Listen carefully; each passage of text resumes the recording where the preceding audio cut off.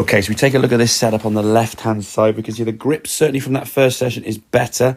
Left-hand grip is showing a little bit more of that logo. Would I like to see a little bit more, as we can see here now, on that right-hand side image.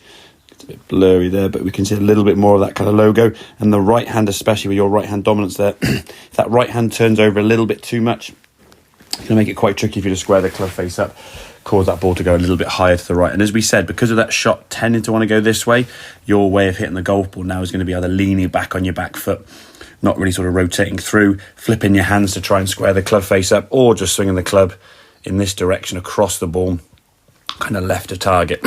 So in terms of the grip, once you got that better, it was certainly able to make the club head come back straight at the target. The thing is on the left, we'll see with the swing now, a little bit short in its kind of motion there, not really turning too far.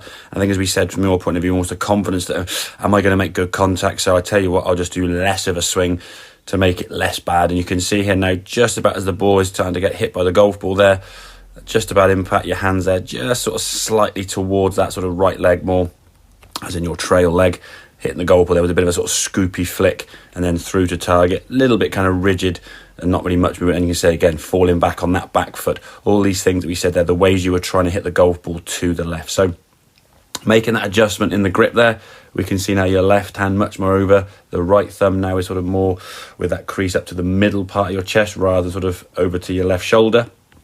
And when from there now with that better setup, the focus was actually getting your right shoulder, right hip, and kind of get it to go behind you with a bigger turn. And you can see there now as that club's going back, you're just creating so much more power.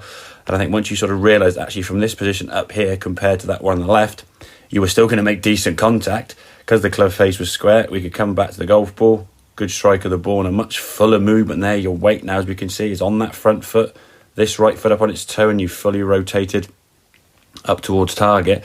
And as I said, a 5-iron for you then, Morgan, should be going somewhere in the region of about 180 to 190, which when I said to you, you sort of joked around and thought as if that was all untrue. And then after about 3 or 4 hits with that 5-iron, we got one that went 176. So the power and the speed is always going to be there. You've just got to be able to create that in the back. So what we don't want to be trying to do is hit the ball harder on the way down. We just create more energy by going back a little bit more on the way back in your takeaway. And then from there, because of the longer backswing, the speed has been created just to release back to the golf ball. So get yourself in that better setup with that left hand grip. Like I say, see as much of the logo there as we can. Oops, get the blur. There we go.